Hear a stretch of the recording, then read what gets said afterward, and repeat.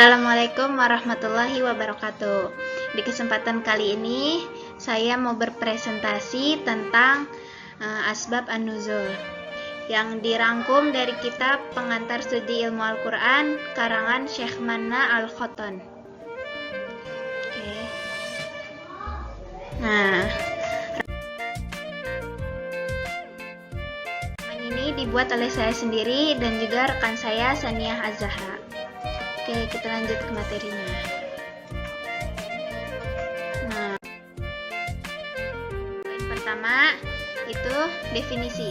Secara bahasa, asbab itu artinya sebab-sebab, an-nuzul itu artinya turunnya. Maksudnya turunnya suatu ayat. Nah, secara istilah, sesuatu yang berkenannya Al-Qur'an.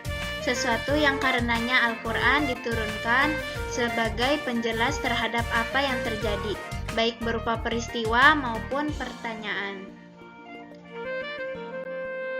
Oke, poin kedua, manfaat mengetahui asbab an-nuzul. Yang pertama, mengetahui hikmah pemberlakuan suatu hukum dan perhatian syariat terhadap kemaslahatan umum dalam menghadapi segala peristiwa sebagai rahmat bagi umat. Yang kedua, memberi batasan hukum yang diturunkan dengan sebab yang terjadi. Jika hukum itu dinyatakan umum. Yang ketiga, apabila lafaz yang diturunkan itu bersifat umum dan ada dalil yang menunjukkan pengkhususannya, maka adanya asbab an-nuzul akan membatasi taksis atau pengkhususan itu hanya terhadap yang selain bentuk sebab. Yang keempat, mengetahui sebab turunnya ayat adalah cara terbaik untuk memahami Al-Quran dan menyingkap kesamaran yang tersembunyi dalam ayat-ayat yang tidak dapat ditafsirkan tanpa pengetahuan sebab turunnya. Yang kelima, sebab turunnya ayat dapat menerangkan tentang kepada siapa ayat itu diturunkan, sehingga ayat tersebut tidak diterapkan kepada orang lain karena dorongan permusuhan dan perselisihan.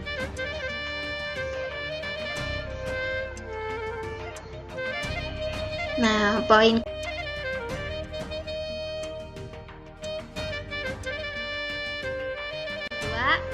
ketiga, yang dianggap adalah lafaz yang umum bukan sebab yang khusus.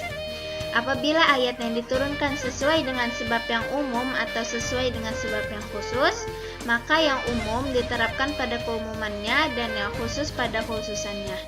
Jika asbab an-nuzul itu bersifat khusus, sedang ayat itu turun berbentuk umum, maka para ahli usul berselisih pendapat. Yang dijadikan pegangan itu apakah yang umum atau sebab yang khusus.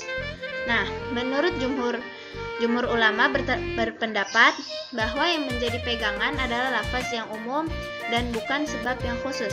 Inilah pendapat yang kuat dan paling sahih. Pendapat ini relevan dari Universitas Hukum Syariat.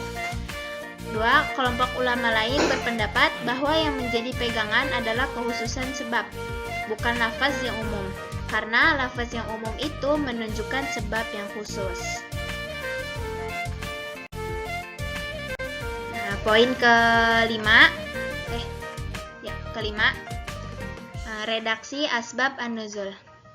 Bentuk redaksi yang menerangkan asbab an-nuzul itu terkadang berupa pertanyaan tegas, jelas mengenai sebab, dan terkadang berupa pertanyaan yang mengandung kemungkinan. Nah, contoh redaksi yang pertama, misalnya ia mengatakan, telah terjadi peristiwa begini, maka turunlah ayat ini. Dengan demikian, bentuk di atas merupakan pernyataan yang jelas tentang sebab. Contoh bentuk redaksi yang kedua, misalnya perawi mengatakan, aku mengira ayat ini turun mengenai hal begini, atau aku tidak mengira ayat ini turun kecuali mengenai hal begini. Dengan bentuk yang demikian, mungkin menyebutkan asbab an-nuzul dan mungkin pula menunjukkan hal yang lain.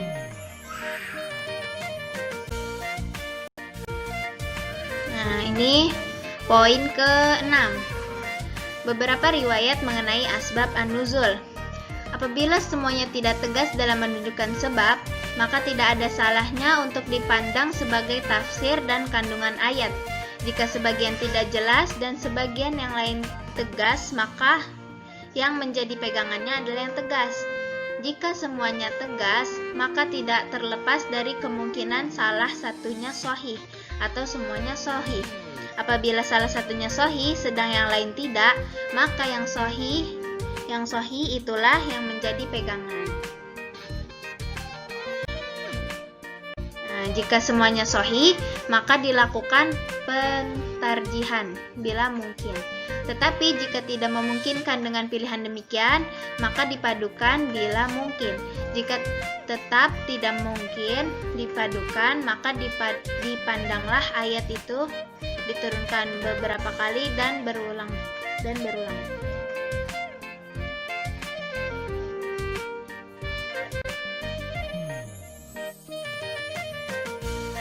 Nah, poin ketujuh, banyak ayat satu sebab. Terkadang banyak ayat yang turun, sedang sebabnya hanya satu. Dalam hal ini tidak ada masalah yang cukup penting. Karena itu banyak ayat yang turun di dalam berbagai surat berkenaan dengan suatu peristiwa.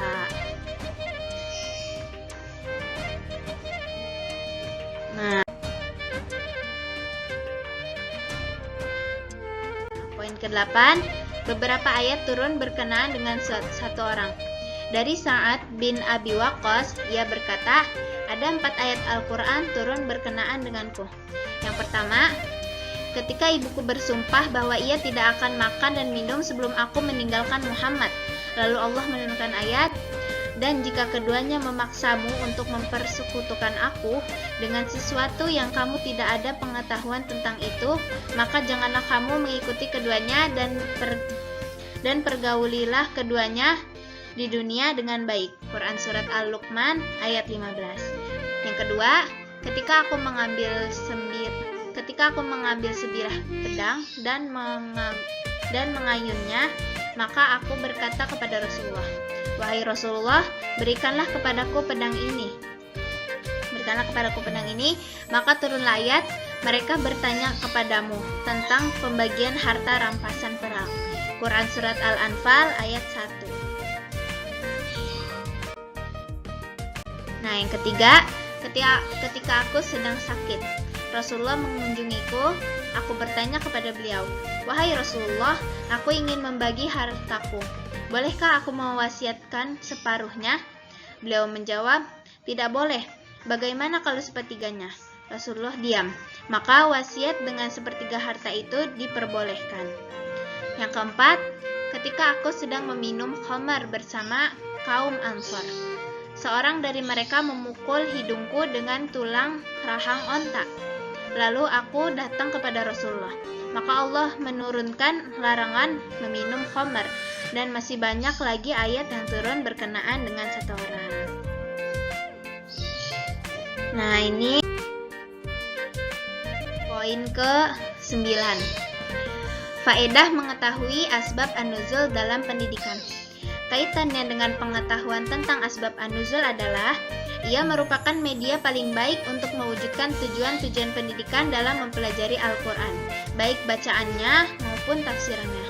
Seorang guru jika ia menyampaikan sebab an-nuzul, maka kisahnya itu sudah cukup untuk membangkitkan perhatian, menarik minat, dan menyiapkan jiwa anak didik untuk menerima pelajaran, serta mendorong mereka untuk mendengarkan dan memperhatikannya. Karena di dalamnya terdapat unsur kisah yang menarik sehingga jiwa mereka akan bersemangat.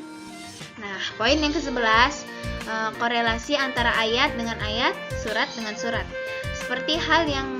Seperti halnya pengetahuan tentang asbab an-nuzul yang mempunyai pengaruh dalam memahami makna dan menafsirkan ayat, maka pengetahuan mengenai korelasi ayat dengan ayat dan surat dengan surat juga membantu dalam menakwilkan dan memahami ayat dengan baik dan cermat.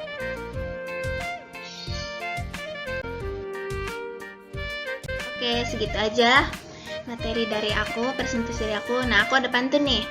Ada kumbang di balik semak, lari terbang mendengar babat. Terima kasih telah menyimak, semoga bisa memberi manfaat. Wassalamualaikum warahmatullahi wabarakatuh.